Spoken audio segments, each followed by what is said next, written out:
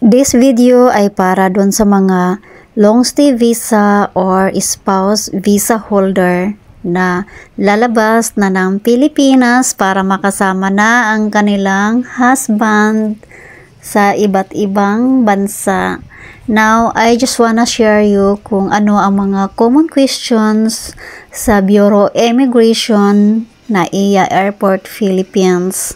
So now, if you are interested in this video, please watch my video until the end. After ng inyong check-in ay pipila na kayo doon sa Bureau of Immigration. So habaan ng pasensya kasi ang hahaba din po talaga ng pila dyan. So habang nakapila kayo ay i-ready nyo na ang supporting documents katulad ng inyong marriage certificate, ang inyong CFO na nandyan naka-record sa inyong cellphone, and then photocopy ng passport ng inyong husband.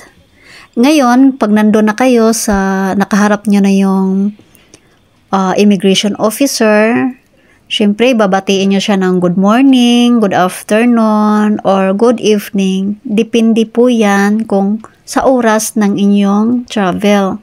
And then with smile. Siyempre, kailangan natin ng respect doon sa immigration officer. And then, sabay abot ng inyong passport. Dahil ang inyong passport, titingnan nila doon kung ang inyong visa ay valid at kung hanggang kailan. And then, ang inyong passport kung valid din.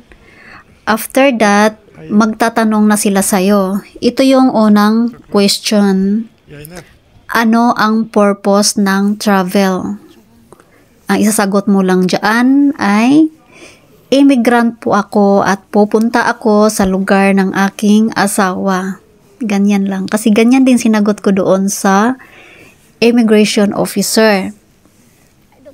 Next question ay, meron ka bang return ticket? Ang isasagot mo lang dyan, wala po akong return ticket dahil long stay visa po ako. Ganun lang. Isang tanong, isang sagot. And then, meron ka bang passport ng inyong husband? Sabihin mo lang meron. At kapag hiningi naman niya, ibibigay nyo yung Xerox ng passport ng inyong husband. Next ay, meron ka bang CFO? Siyempre, meron. Sabihin mo lang, meron po. At kapag sinabi niyang patingin, ay ibigay mo yung inyong cellphone na nandun nakarecord ang CFO. And then, saan kayo nagtatrabaho dati? So, sabihin mo kung nagtatrabaho kayo dati, kung wala naman kayong trabaho, di wala po. Sabihin mo lang, wala po akong trabaho. Or kung nagtrabaho naman kayo dati, sabihin nyo, ganun. And then, marriage certificate. Sabihin nyo lang, yes, meron pong marriage certificate. Pag hiningi niya, ibibigay nyo. Pag hindi naman hiningi, huwag nyong ibigay. And then, next question ay, first time mo bang mag-travel? Nasa inyo na yan kung nakapag-travel na kayo dati or hindi pa. Next question ay, gaano katagal ang inyong relationship bago kayo ikinasal? So yun, magbilang na kayo kung ilang years na kayo or ilang months na kayo nagkakakilala ng inyong husband bago kayo ikinasal. About naman sa affidavit of support, don't worry, hindi naman yan hinihingi ng immigration officer. Kadalasan, ang affidavit of support, hinihingi lang yan kapag hindi mo asawa ang nag-invite sa'yo papunta sa ibang bansa.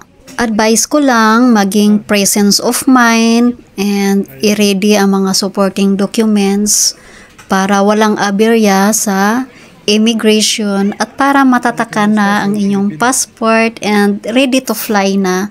And lahat ng mga question na yon, na common question, ay ilalagay ko po sa aking comment section para mabasa nyo, ma-review nyo, at makapag-ready na rin kayo ng mga isasagot nyo sa mga common question, dahil yan po ang talaga ang kadalasang tinatanong ng immigration officer para sa mga spouse visa holder na lalabas na ng Pilipinas.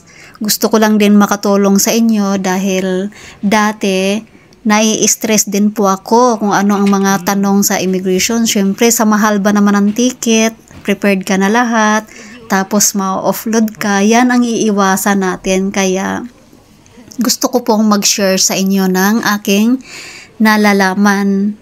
Good luck sa inyong bansang pupuntahan at sana tayo ay laging nasa mabuting kapalaran pag tayo ay nasa lugar na ng ating mga asawa. Dahil alam naman natin na sa panahon ngayon marami nang nangyayaring hindi maganda kahit iyon pa ay sa kamay ng ating mga asawa.